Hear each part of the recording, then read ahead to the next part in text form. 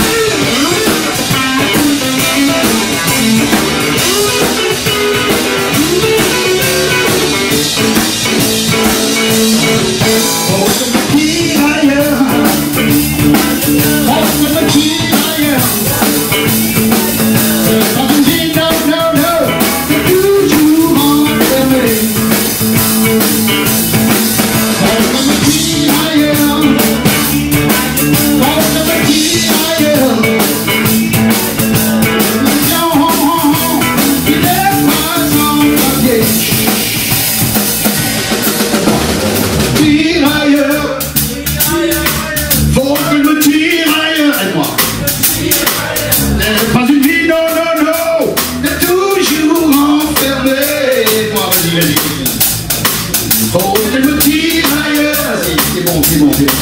Fort et le tirailleur à la force, c'est en forme, je te sens bien. Attention, il n'est pas en papier, encore un coup, vas-y, vas-y.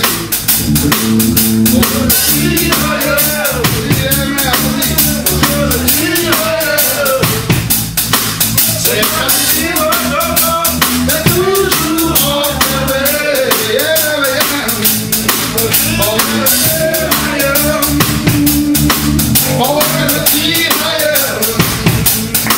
Dans un sol, pas en papier.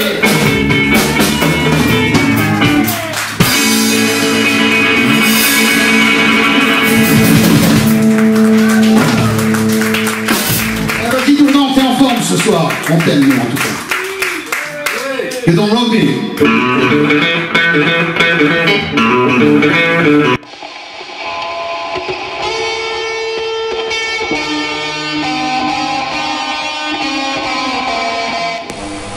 Enquête parallèle. Aujourd'hui, je suis avec l'éditeur, libraire, écrivain, Chekib Abdessalam pour son livre Écocide. On découvre. Bonjour Chekib. Bon, on va essayer de dégrainer un peu le livre que tu as sorti, L'écocide. On va commencer par le commencement, donc on part sur le chapitre 1 qui parle contexte, le plus beau, je lis, le plus beau désert du monde. La toute première phrase, elle dit ceci: le rapport entre l'homme et la nature n'est pas conflictuel. Alors, à partir de ce point-là, est-ce que tu peux nous mettre expliquer un peu ce que tu veux dire par là et pourquoi ce rapport n'est pas conflictuel selon toi? Oui, alors là, on est déjà pour les personnes initiées, on va dire qu'on est déjà de plein pied dans le contexte. Le contexte, en fait, c'est le Sahara central.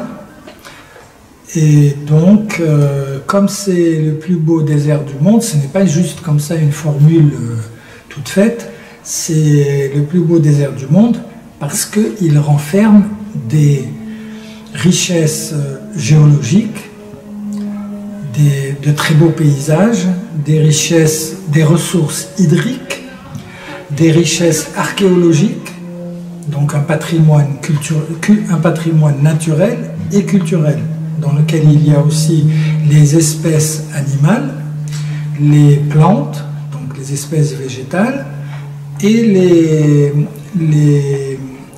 tout ce qui est site historique, plus les traditions orales, les traditions culturelles et les différents arts et artisanats du monde des Sahariens.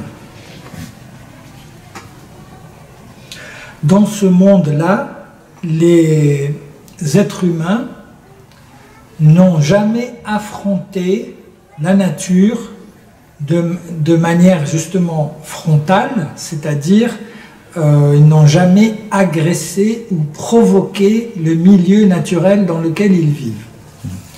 Ils se sont même parfois presque fait violence à eux-mêmes pour s'adapter encore mieux, eux, en tant qu'êtres humains, à ce milieu naturel. Et c'est un effort qui est fait au début, après ça devient une seconde nature. Justement, dans la nature, il y aura cette seconde nature où toutes les espèces vivantes, que ce soit des plantes, des animaux ou l'être humain, vont faire un effort d'hyper-adaptation au milieu naturel. Donc cette phrase, le rapport entre l'homme et la nature n'est pas conflictuel, c'est bien de ça qu'il s'agit, c'est que l'homme fait partie de la nature. D'ailleurs, chez les Touaregs et les autres nomades du Sahara, ce concept est totalement intégré dans l'éducation, dans les mentalités et la culture des gens dès le plus jeune âge. une sorte d'harmonie, quoi. Oui, voilà. Il y a une harmonie, une symbiose, et l'être humain ne se considère pas pour quelqu'un de supérieur. L'être humain se considère comme un simple élément de cet univers. Et tous les autres éléments de cet univers, autres que l'être humain, eux aussi ont le droit à être des éléments supérieurs ou d'avoir une noblesse dans cette nature-là, dans cet ensemble qui forme la nature. Que ça soit une toute petite plante, que ça soit un tout petit animal, un insecte, un rongeur, un oiseau, vous voyez, un petit mammifère ou un grand, ou voilà. Tous ces gens, j'allais dire, c'est-à-dire que, justement, oui, on considère pratiquement les plantes et les animaux aussi comme des gens. On les considère comme nous-mêmes. Et d'ailleurs, chez les Touaregs, la majorité des Touaregs, hommes ou femmes, portent des noms ou des prénoms de plantes ou d'animaux. Et c'est et ça veut dire que, par exemple, quand des Touaregs se rencontrent ou bien s'appellent, voilà, ben, il y en a un, il va appeler, alors on va parler en tamashek ou en tamarak, mais si je transpose ça en français, ça veut dire que dans une rue ou dans un oued, une vallée ou une montagne, vous allez entendre des gens, alors des petits-enfants, des mamans, des grands-mères, des pères, etc., des adultes, qui vont appeler chameau, armoise, menthe, gazelle, guépard. Qui s'appelle Dipin. Oui, voilà, aubépine, rose, voilà des noms de plantes ou d'animaux, de fleurs, ça soulève l'harmonie qu'il y a. Voilà. Et donc, il y a même des choses incroyables, par exemple, quelqu'un, il s'appelle Amayas, le guépard. Son père s'appelle Bouhan, le hibou. Et son cousin germain, il s'appelle Edjelé, le scarabée. Et leur nom de famille, à ces trois personnes, ils sont de la même famille, ça veut dire, Idabel, c'est les perdrix. Vous voyez, donc il y a la famille perdrix, le guépard, la famille perdrix, le scarabée, la famille perdrix, le hibou, et puis là j'ai utilisé ça c'est des gens réels que je connais très très bien, mais par exemple dans la même famille vous allez trouver une femme qui s'appelle Tahankot, ça veut dire la gazelle, ou bien elle va s'appeler ou bien un monsieur va s'appeler Aouhihat, ça veut dire l'armoise, une espèce d'armoise, puisqu'il y a différentes espèces d'armoises dans le Sahara. Une de ces armoises s'appelle Aouhihat. Eh bien, vous aurez un copain ou un frère qui s'appellera Aouhihat. Vous voyez? Et en plus, pour bien mélanger tout ça, en plus, il y a une tradition chez les Touaregs, mais je suis sûr que ça doit exister chez d'autres peuples africains. Par exemple, des garçons qui portent des noms féminins, des prénoms de filles, et des filles qui portent des prénoms masculins. Par exemple, vous allez avoir, j'avais un ami qui s'appelait Tahankot. Le T du début et de la fin du mot Tahankot, ça veut dire, c'est la marque du féminin. Ben, ça veut dire gazelle. Il s'appelle Gazelle, mais Gazelle au féminin. Pourquoi? Parce que quand il est né, souvent, pas toujours, mais souvent, par exemple, quand il est né, les parents ont voulu le protéger et ils ont dit que voilà, si on l'appelle avec un prénom de fille, eh ben, les mauvais esprits ou le diable, ou je sais pas, comme vous voulez les appeler, les djinns ou quoi, comme vous voulez les appeler, dans vos croyances, ou bien la malchance, ou bien la shkumoun, je ne sais pas comment vous voulez appeler ça, le mauvais sort, ou comme vous voulez appeler, eh ben, ne pourra pas l'atteindre parce que il va attaquer une fille alors que c'est un garçon, ou bien il va attaquer un garçon alors que c'est une fille. Et par exemple, il y a beaucoup de choses comme ça. Hein. Par exemple, dans les mariages, alors ça, c'est tous les mariages touareg, il y a un défilé avec les chameaux, tout ça, les danses, etc. Et à un moment donné, il y a un défilé de la famille de la jeune mariée, la fille, qui arrive avec un présent symbolique. Hein, c'est des sandalettes qui sont fabriquées à Ingal, dans le Sahara, côté nigérien, ou bien à Kano, au Nigeria. Et donc ça, on l'offre en présent à la famille du marié. C'est la famille de la mariée qui l'offre à la famille du marié. Et c'est très symbolique, voilà.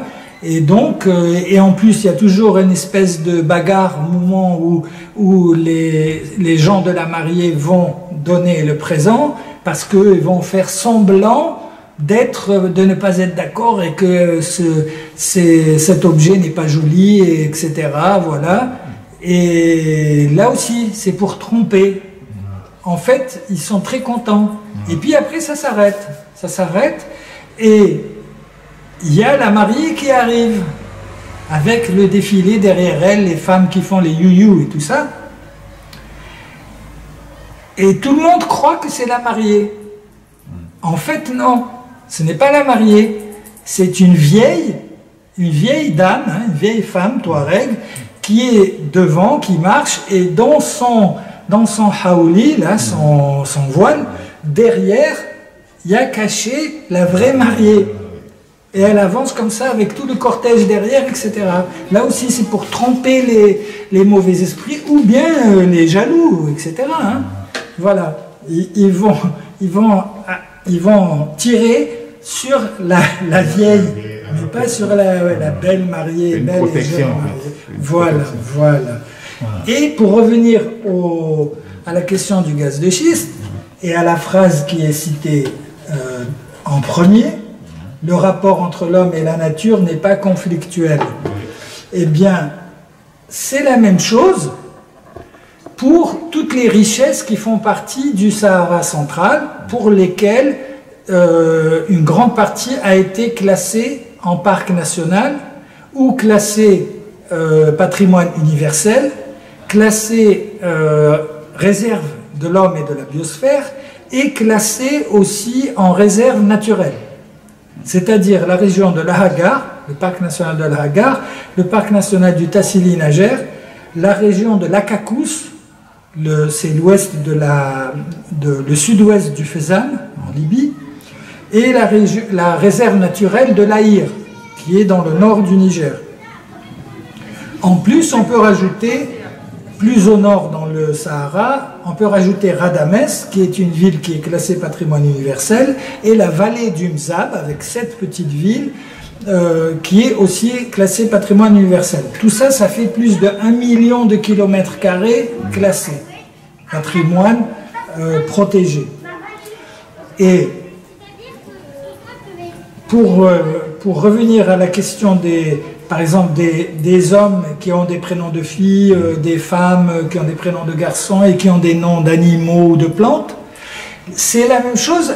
En fait, les Touaregs font exactement la même chose avec les oueds et avec les montagnes. Parce que les montagnes et les oueds et les vallées, tout ça, ils ont aussi des noms. Et ils ont aussi des noms féminins et des noms masculins. Les montagnes. Et après, il y a des légendes sur ces montagnes qui circulent, etc. Elles ne sont pas forcément toujours au même endroit, etc. Et là aussi, il y a des légendes qui vont protéger des lieux physiques.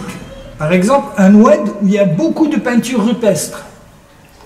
Eh bien, comme par hasard, il y a des légendes Touaregs qui disent qu'il ne faut pas bivouaquer dans cet endroit, ou bien il ne faut pas passer la nuit, c'est-à-dire avec son campement. Donc on se mettra à l'écart. Et ce qui fait que le résultat, c'est que on n'abîmera pas ces peintures rupestres et qu'elles sont restées intactes depuis des milliers et des milliers d'années. Par exemple, la même chose pour les arbres. On va protéger un arbre, on va protéger l'arbre ou protéger les gens de l'arbre aussi. C'est dans les deux sens, hein. Selon l'arbre dont il est question. Par exemple, un arbre, on va dire qu'un arbre est habité par des djinns. Donc, personne ne voudra bivouaquer, faire le thé ou manger au pied de cet arbre. Et dans le Sahara, on se met toujours en dessous des arbres, c'est le seul endroit où il y a de l'ombre. Donc quand on va bivouaquer en traversant les immensités naturelles, ben on se mettra toujours à l'ombre d'un arbre, pour ne pas avoir une insolation.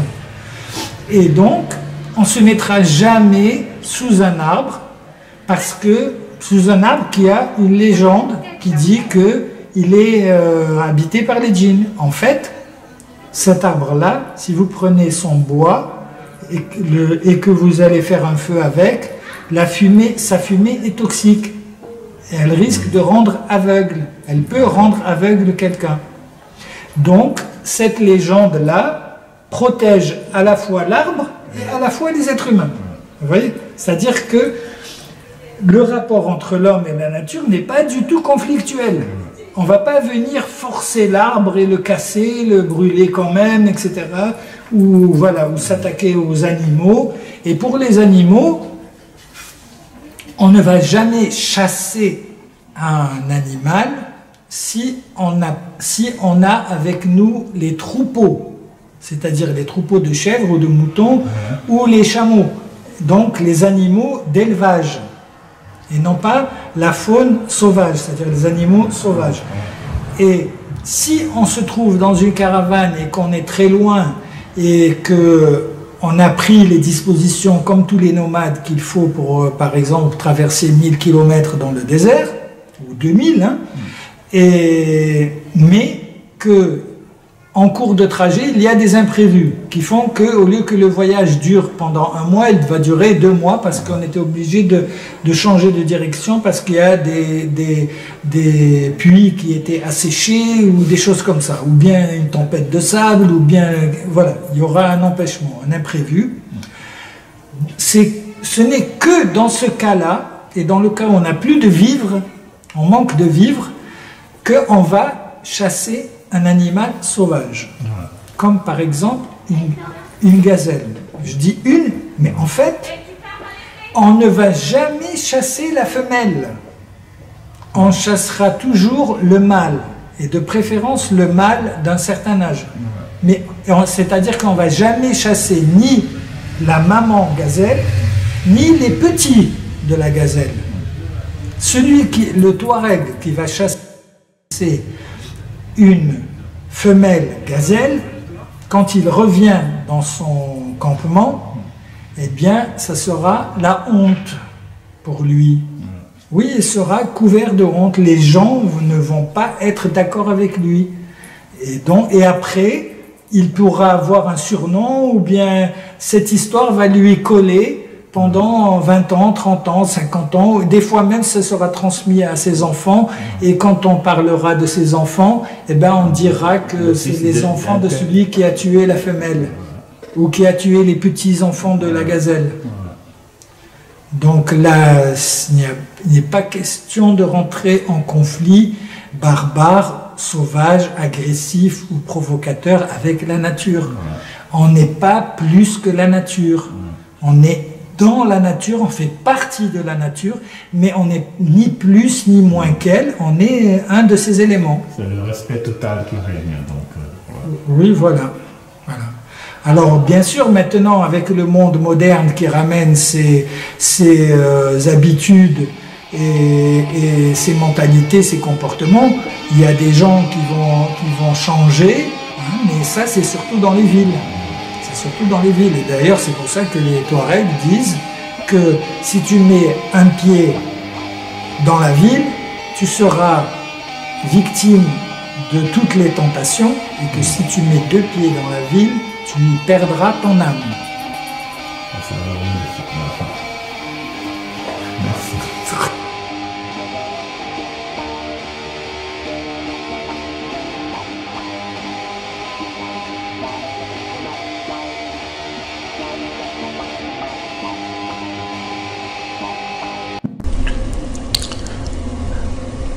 La faille. Bonjour. Pour s'imposer, un homme agresse, assassine et tue. Que faut-il dialoguer? Bienvenue à Transmission, le journal officiel des www.web. La Cour.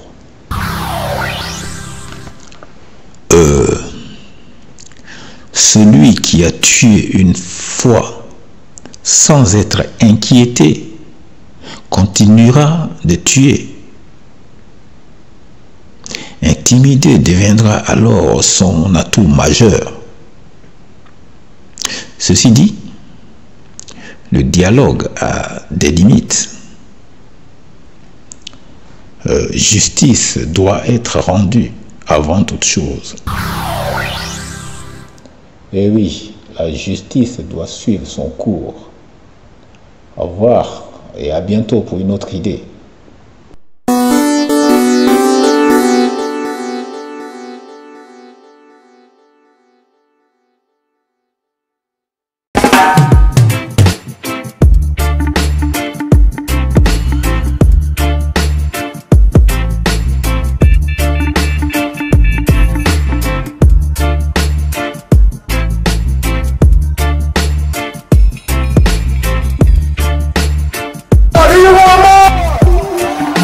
C'est Loana pour notre mini-festival reggae.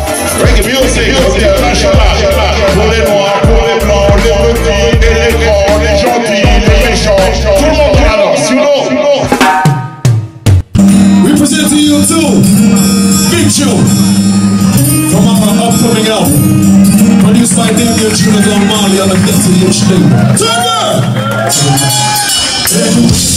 Blows every wave that goes, coming and going on the tide. Everyone that sees is everyone that knows, because my love ain't high.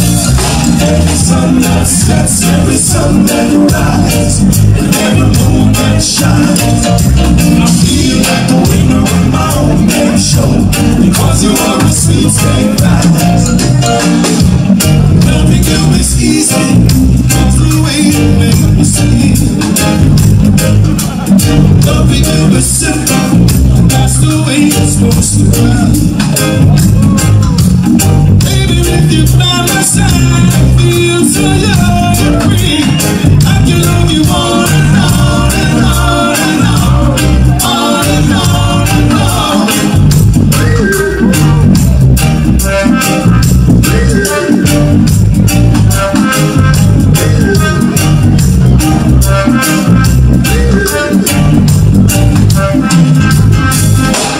Loving you is easy, I guess we're meant to be.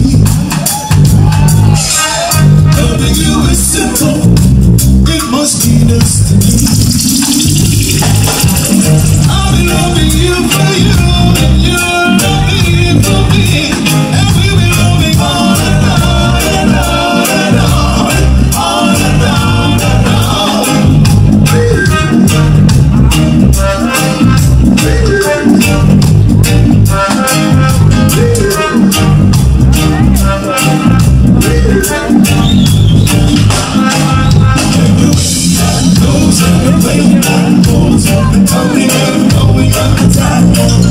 Everyone that sees is everyone that knows, because my love can't hide. Every sun that sets, every sun that rises, and every moon that shines.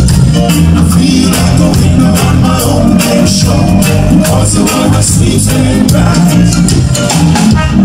Loving you is easy, I can't help it. Loving you is simple, it comes so naturally.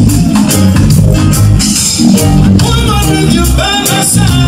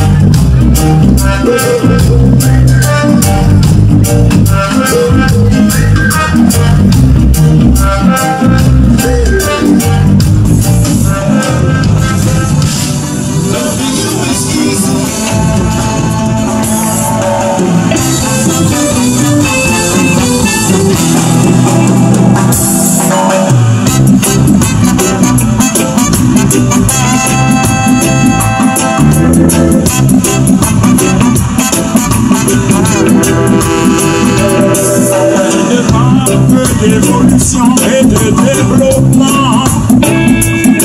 Partout c'est la révolution contre les gouvernements.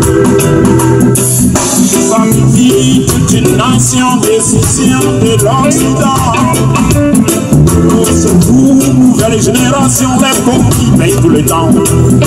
Wow, y'a vraiment d'être victime de vos machinations.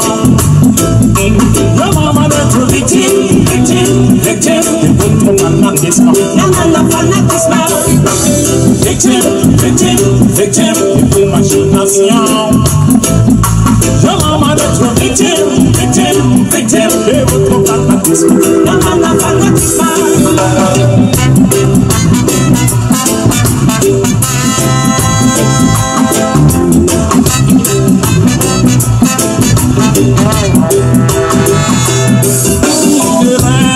De construction, des machines de destruction. Ils sont les chevaliers du monde dans un monde de pollution. Ils ont une obsession de nier la clé du monde. Il est temps pour réflexion, stopper la manipulation. Y'a maman de victime de vos machinations. Y'a maman d'être victime de votre fanatisme. Victime de vos machinations. Y'a maman d'être victime de votre fanatisme. Victime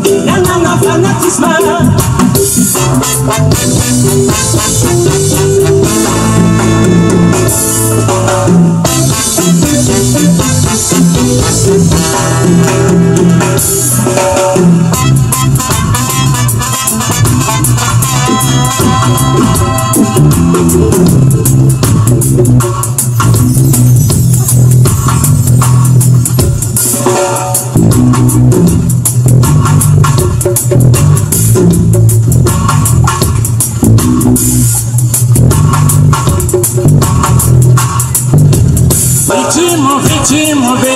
vos machinations. Y'a maman d'être victime de votre fanatisme. Victime de vos machinations. Y'a maman d'être victime de votre fanatisme. Ils savent bien ce qu'ils font. Y'en a qui parlent de religion, un prétexte de division. Mahomet et Jésus font fusion pour un monde d'union. Malgré tout, y'a des violations de constant de la consécration. Y'a un homme victime.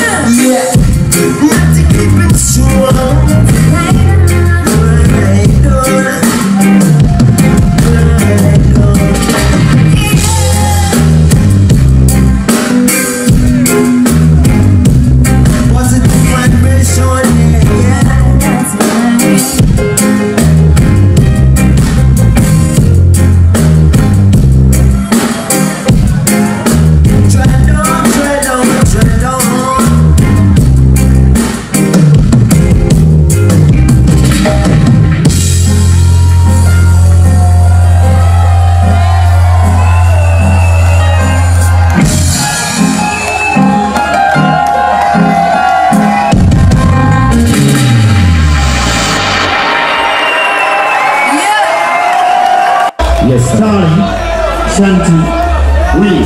You know, for the next one, I'm gonna give you some beef. Alright. You know where we come from? We're gonna give us a reggae, a sound system, a dancehall business. Okay. How you this one now, you know? Yo, hey. Go on, Papa Rico, run the thing, run it. You don't say a word. No, say a word. Ooh. What? Alright, freestyle business. Freestyle business.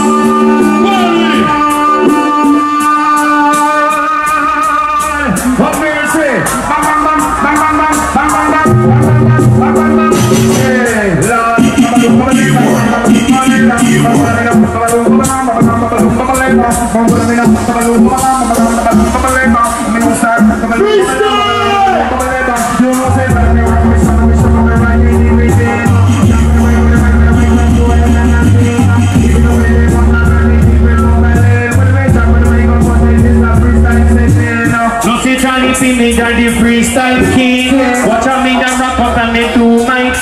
big up my friend Jim, I go pass me a thing. Me take one John and it tastes amazing. Hey, see like a new violin, but you know see Johnny bring me Johnny need me a thing. You say anywhere me go, you know see that me bring. I know me lick it back, the one with the money and a clue with the door. The thing they get everybody and a close to go. But they tell me that tell me I do what I know. Everyone tell me, I'm with the paper to me. The way I will be in my head. There's no way to